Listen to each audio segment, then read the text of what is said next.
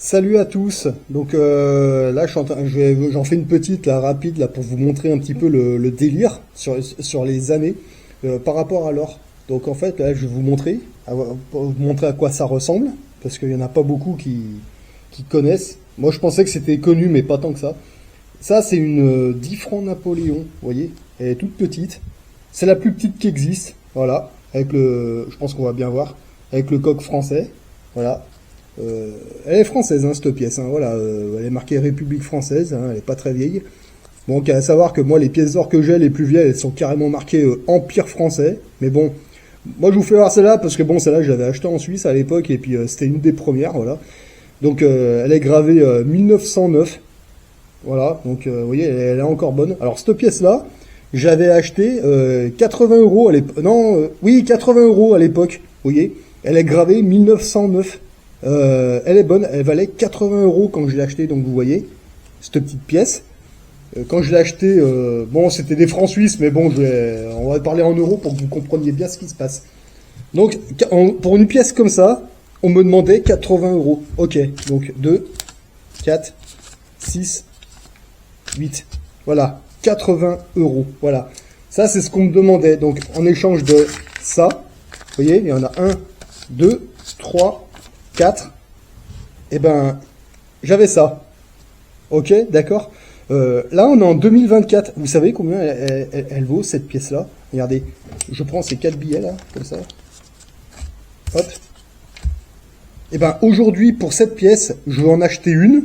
Donc déjà, il faut savoir qu'il y en a plus beaucoup. Il y a la quantité aussi, ça joue. Bon, vous voyez, là, c'est vraiment pour vous choquer, pour vous montrer l'importance du truc. Vous voyez, 2, 4, 6, 8. Vous voyez, je vais bien vous les mettre comme ça pour bien que vous voyez le délire. Avec ces billets là, vous voyez, avec ça c'était la valeur de ça, quand j'ai commencé à le faire. Vous voyez, à l'époque, j'en achetais des paquets de 10 ou de 20, et allez, on y va, hein. De 2008 jusqu'à 2017. J'avais fait ça, hein, avec plusieurs types de pièces, hein. Voilà, de pièces d'or et d'argent aussi. Ok. Maintenant, aujourd'hui, là, on est en 2024. Vous voyez, cette pièce-là, qui avait cette valeur-là, d'accord? Cette pièce qui est toute petite, vous voyez? Voilà.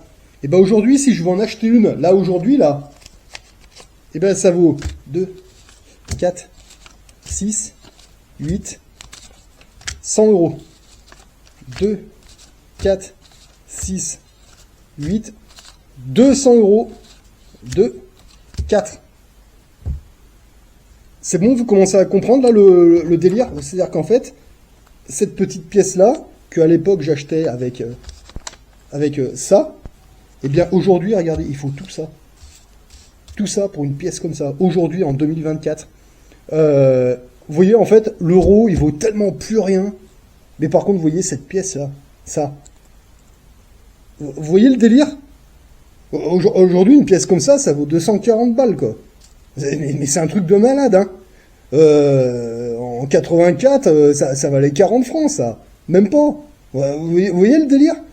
240 balles pour une 10 francs Napoléon. J'avais acheté aussi des pièces comme ça, là. C'est la 20 francs.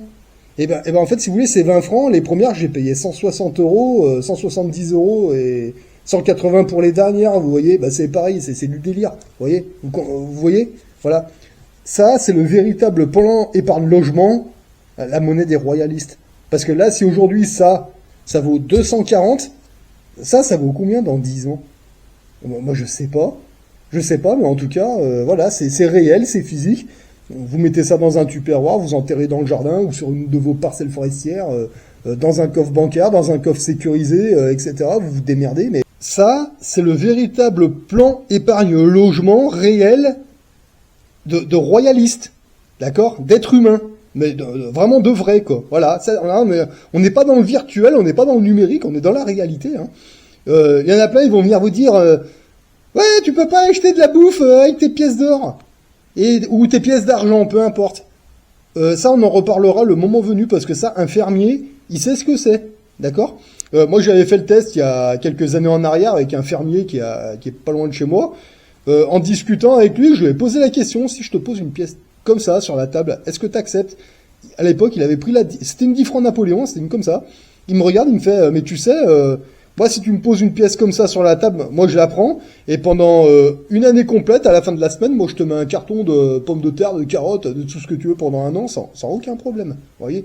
Donc, en fait, les gens, ils ne connaissent pas. Voilà. Ils sont tellement dans les iPhones, la vie numérique, ils savent plus, ils connaissent plus. Voilà.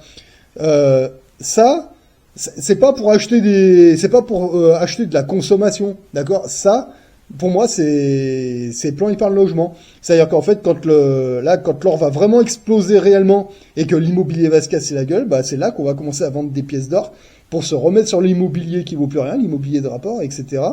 Ou même acheter des parts d'entreprise, pourquoi pas, etc. Ça sert à ça, l'or. Voilà. Ça, c'est du papier. Ça, c'est pour la vie de tous les jours, pour acheter de la bouffe, des conneries, des machins. Ça, c'est pour plus tard, c'est pour après le crash. Voilà. Et ça, il faut que les gens se l'enfoncent dans la tête parce que à un moment, on va y revenir. C'est clair. Hein. Voilà. Donc là, c'est vraiment pour vous montrer l'importance du truc. Vous voyez, avant, cette pièce d'or, ça valait ça. Aujourd'hui, il faut tout ça.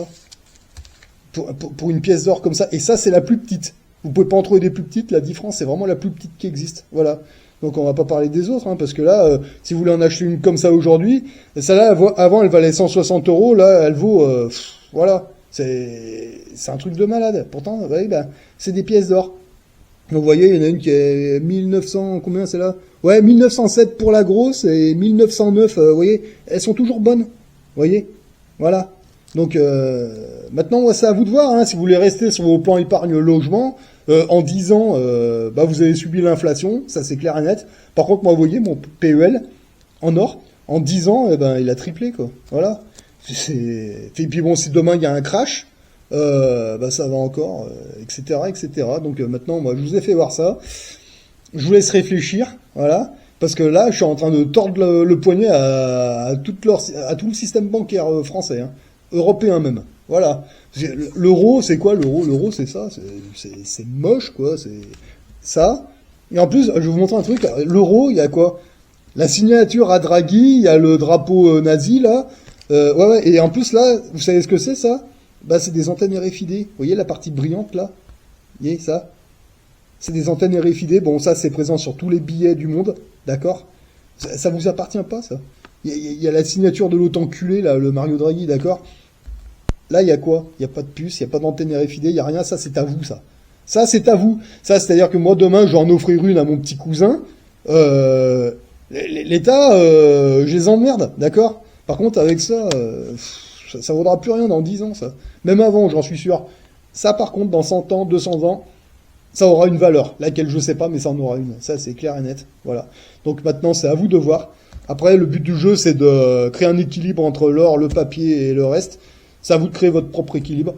Mais honnêtement, là, moi, je vous l'ai assez dit. Après, quand ça aura explosé, qu'on commencera à racheter des parts d'entreprise, après, je verrai avec les monnaies numériques pour faciliter les achats de choses à l'étranger. Mais là, dans l'immédiat, le plus sûr, honnêtement, pour moi, c'est ça. Voilà. Donc, ça a fait ses preuves. Au début, j'étais pas trop... Ben là, c'est bon. Là, on peut y aller. Bon, bah maintenant, c'est à vous de voir ce que vous voulez faire, parce que là, vraiment, il en reste plus beaucoup. Maniez-vous. Mais le jour où ça va craquer, il faudra pas venir nous dire ah, on savait pas tout ça pleurnicher, hein, parce que moi j'ai commencé ça en 2008.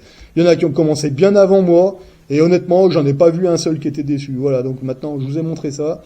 Je suis dedans depuis 2008 et honnêtement que du bonheur. Voilà. Donc c'était juste pour vous montrer l'importance du truc. L'euro, c'est de la merde. Changez de devise, achetez de l'or. Faites ce que vous voulez, mais ne restez pas sur l'euro, ne restez surtout pas sur le numérique bancaire, parce que ça vaut vraiment plus rien. Voilà. Ce que je vous montre, c'est ce que je mets en pratique et qui fonctionne. Là, j'ai plein de projets, là, notamment, là, je vais commencer, là, j'attends qu'il y ait le crash obligataire. Donc c'est pour ça qu'actuellement, je patiente tranquillement que ça arrive, parce que, et en même temps, bah, vous voyez, je lis des bouquins, genre celui-là, par exemple, là. Voilà.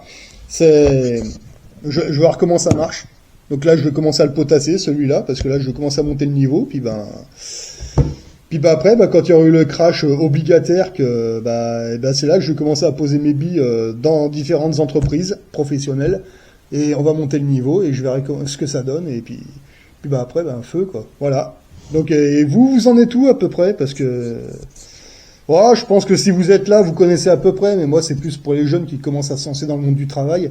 Ne faites pas comme les boomers, ils ont fait n'importe quoi, mais de toute façon, je vous dis, les boomers, on va les bouffer maintenant. On va les bouffer tout cru, et là, on a déjà commencé, ça c'est clair. Mais ce qui serait bien, c'est qu'on soit plus nombreux que ça. Allez, sur ce, moi je vous souhaite bons investissements à tous.